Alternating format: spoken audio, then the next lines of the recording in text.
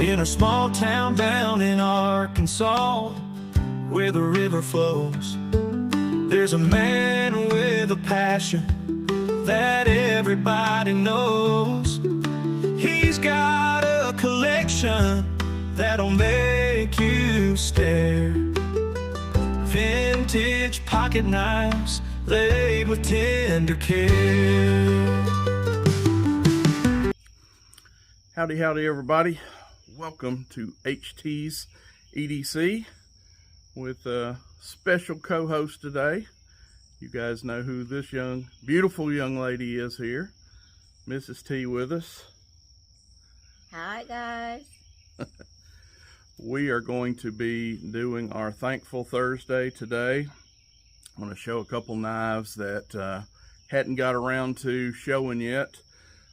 She's got one she's going to talk about. I got one I'm going to talk about, and we're just going to talk and talk about what we're thankful for. So we'll let her kick it off with what she's got to show y'all today.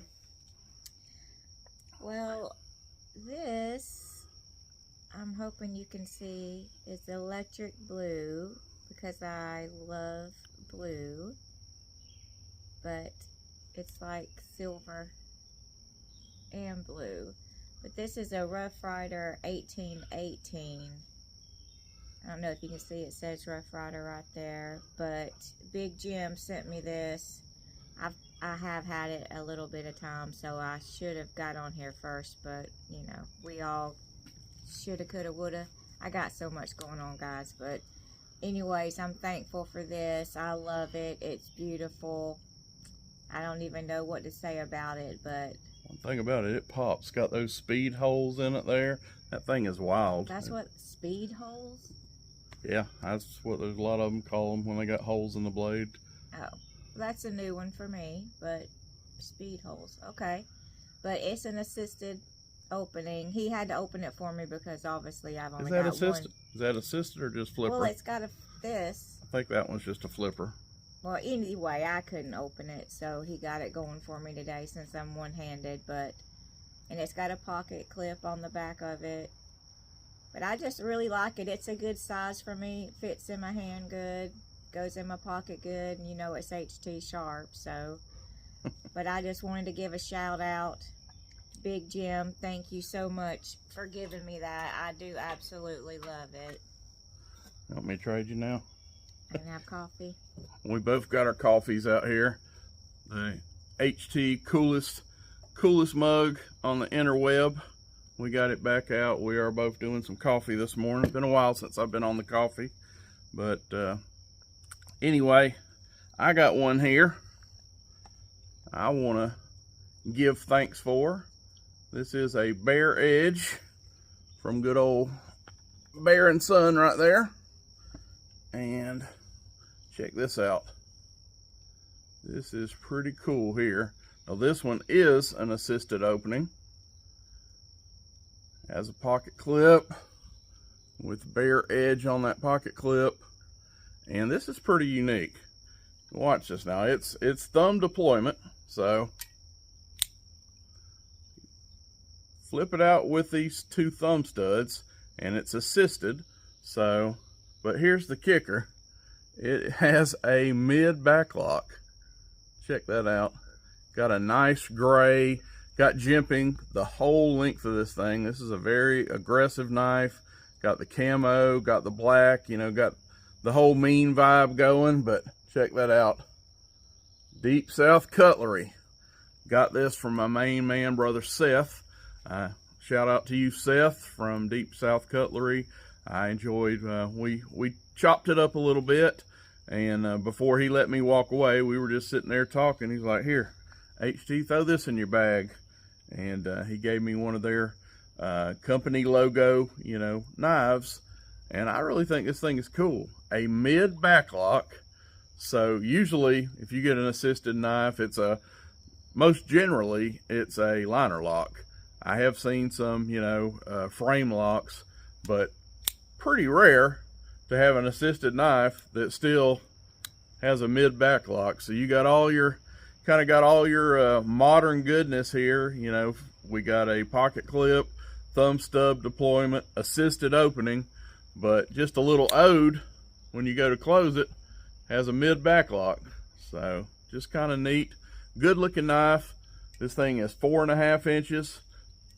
So right there, like the Buck 112 you may or may not have heard about on this channel, about being the perfect size. Actually Buck 112 is 4.25. This is 4.5. So right there at that sweet spot. As you can see, I meld right into it. Just a killer knife. Built in the USA. I'm sure it has foreign and domestic parts, but this is put together right up there in good old Jacksonville, Alabama, at the Bear factory. But just a shout out to Brother Seth and all those guys. They made me feel, me and Lefty felt really at home down there at the Deep South event a few months back. Just a great time, and again, met Brother Seth and he gifted me this, and shout out to you, Brother Seth, and Stubbs, and all the crew down there. Preacher, good group of guys. So we will do, not gonna be a full-fledged what you toting, because we're both home today. You guys know I got my Holy Land pocket cross, my little Jesus. Just going to show you real quickly what I'm toting around the house here, sitting by me at the recliner in there. It's going to be a lot of Survivor coming up. We're going to get into that here in a minute. But the knife I got with me today is an old Mannix 2, and this is the highly modified Mannix 2. We got frag titanium covers, scales. See, I'm used to my traditionals. Scales, we have frag titanium scales, all titanium hardware, titanium ball lock. Yeah, it's all fancy pantsed out. Got a Lynch Northwest clip on it. But one of my favorite moderns of all time is the Mannix 2. It's a home run from Spyderco, and I just wanted easy, cheesy peasy today for a tote, and went and got this guy. So Mannix 2, that's what's in the pocket today. And I'm gonna get a quick swig. You want to say anything while I do that? Or? So I am going to, at some point soon in the next few days, do another episode of what's in my box, my collection. You heard it, huh? Looks like I'm gonna be bored for the next 12 weeks, so we're gonna have to come up with something for me to do. So that means you guys are gonna have to look at some more of what I've got in my box in there and get me out of the house. But we get more Survivor every day. We can just, what are we on, season 25? I think we just started 25. Do you see the excitement? Day to day. Listen, Survivor. I just discovered Survivor January, the first week of January, because my kids were here and we watched episode 46. So since I seen that one, I was like, oh, these are really neat. So then I went and watched episode 42, episode 46. And so then we're like, let's start back at season 1. And so now we've got all of them from 1 to 25 watched. And there's season 50 now. They're either cutting season 50 or it's in production or whatever. So we watched like 41 through 46 or 7. Something like that. And now we've watched 1 through 25. So we still have 26 through 45, 46, and then 50, 49, 50, all right. Who's counting, right? It gives him something to do. Don't let him fool you. Anyway, it's okay. So here's the fallout from yesterday. Keep me straight on it. If I mess up, I know you will. So we went to the the surgeon, well, we went to two surgeons. We did a local surgeon here in town, and he gave us the prognosis. And he was pretty much right about what he said. That she has a benign, we're going to start with that, get that out, a benign, now it's been confirmed, tumor mass. They call it echinoma, it's a 50-cent word, tumor with an E, echinoma, doesn't matter. But anyway, to get it out, and what she needs to get all this out was above his pay grade here in town, so that our local surgeon referred us to Little Rock surgeon, and went there yesterday. So it's been, praise the Lord. Here's another thing we can be thankful for: the speed of this. Sunday night, she broke the finger. Sunday night, went to the ER and got some care there, and then unfortunately Monday was a holiday, so everything was closed. So we opened the door Tuesday morning at our local surgeon. He pretty much confirmed and, told us what was going on. That would be above his pay grade. So fast forward, they forwarded us. They referred us to Little Rock. Little Rock called Tuesday, right? And lo and behold, they had an opening to get her up there Wednesday. So that's where we're at now. Okay, we're to Wednesday. So we went up there, and all this time we are thinking, okay, she's got a mass in there, she's got a tumor in there, she's got a broken finger. Okay, can we get this done in a week, 10 days? We're thinking, okay, we're talking to this Little Rock surgeon, and we're going to get this done, right away. Maybe be out of work 4 weeks or something, 4 or 5 weeks, have surgery. I was thinking 2, but yeah, I was mistaken. So, yeah, we were sadly mistaken. Didn't go as we want, but we're going to find the positive in this. Anyway, she has the thing that's making this so crazy is that little tumor, that echinoma or whatever, tumor. It's huge. Number one, the other day, I think I came on here, and I've been wrong about this twice. So now I think I finally got my brain wrapped around what this tumor is all about. We saw in the x-ray something that looked like a tooth. I think I came on here and said the size of a pencil eraser. Well, now looking at it close, it looks like a white tooth in there. There's a big white tooth, then there's a couple other little white spots around it. Those are the solidified, the hardened spots of the mass, the tumor. I thought that was the tumor. That one big, okay, we got a tumor in there the size of a tooth. Wrong.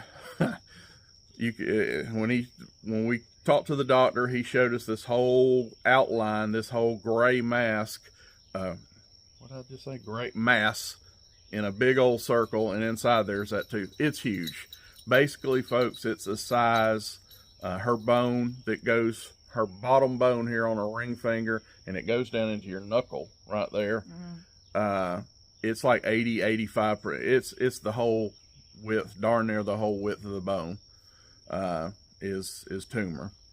So anyway, the gist of the story is he cannot go in there and do anything with that bone right now.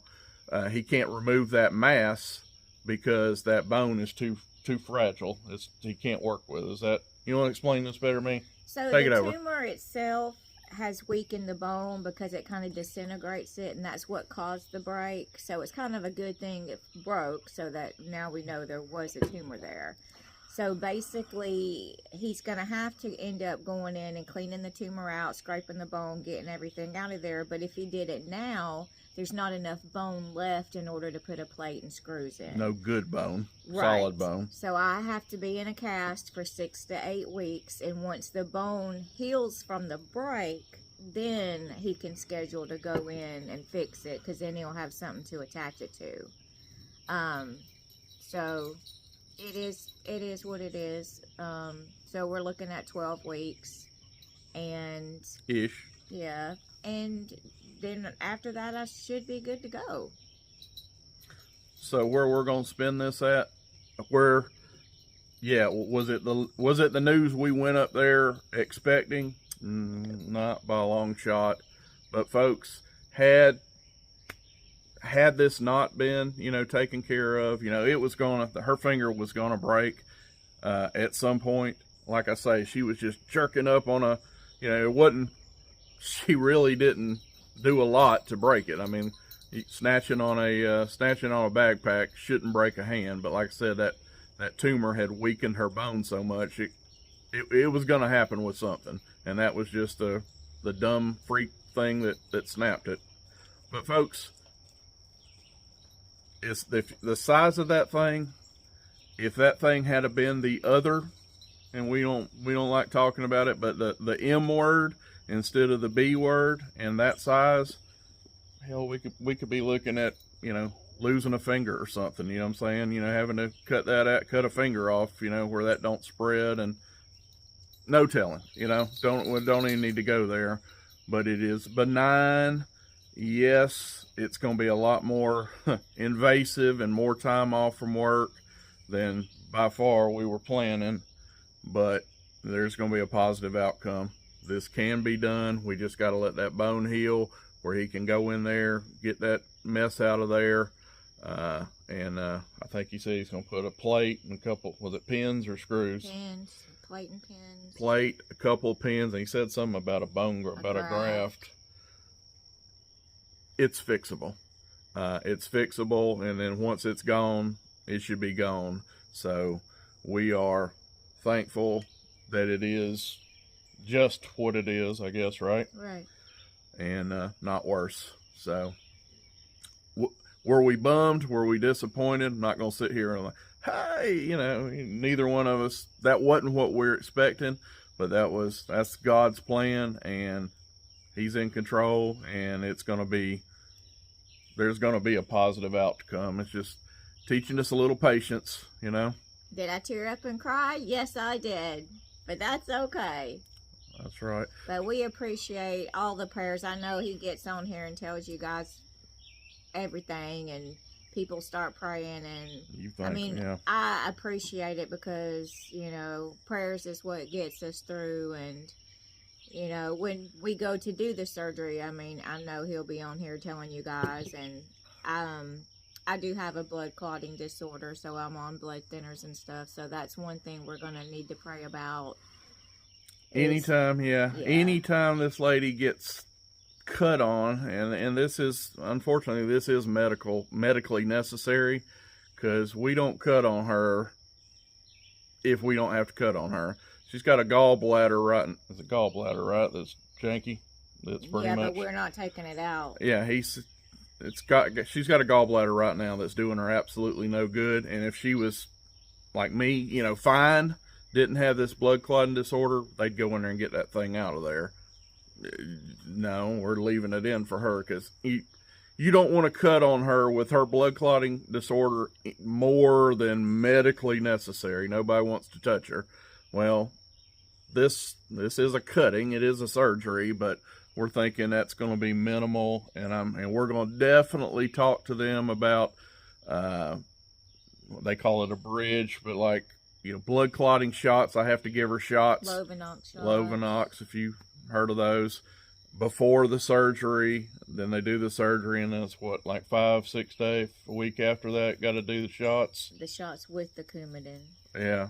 So she's got to stop the Coumadin, and we take the Lovenox. That's the bridge. That's right. What we take in lieu of her Coumadin that she takes every day. So anyway, there is some risk, makes it a little more tricky, but it's a finger, and I don't think that's going to be and it has to be done, so we ain't got a choice. Yeah, her bone, there's not like, okay, well, just don't do nothing, leave it in there, it's benign. No, her bone, this thing is so big, it's not going, now that it's broken, it's got to go for her, or she's going to have a jank hand, it's got to go.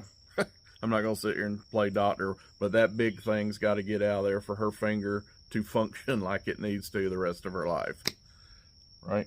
That's it, right? Yeah, okay.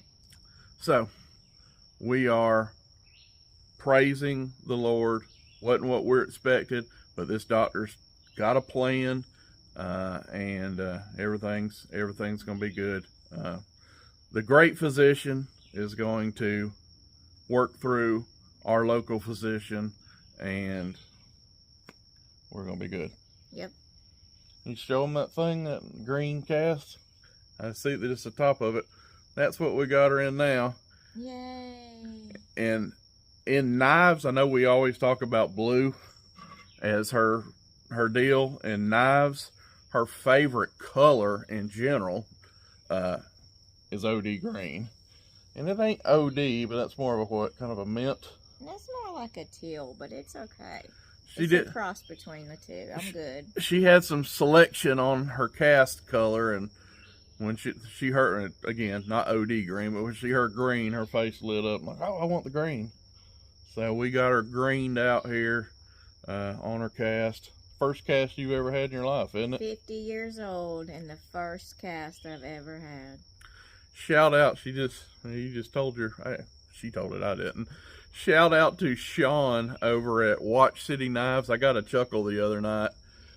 Sean said, he said something, and she has a great, I forget what he was saying. For a lady, Sean said, for a lady in her 30s. And I was thinking, boy, she'd love to hear that. Because both of us are the big 5-0, but at least somebody out there thinks you're in your 30s. That's awesome. I have a daughter that's 30. That's fabulous. So, you want to tell Sean thank you for Yeah, thanks for the compliment. I love it. I'll take it and run. mid-30s. That's right. I will take it. But anyway, that's all we got for you. Wanted to, I stink. Like I said, I've been telling you this little thing's the size of a tooth, and we go to find out it's the size of a, Lord, what that thing be, a peanut or something, large peanut. But anyway, God's good, and God's on the case. And another thankful thing, we might get some more Miss T out here showing pocket knives. We got 12 weeks to do it, so I'd rather talk about pocket knives than being there on Survivor, but I'm just saying. We'll make it happen, right? Sure.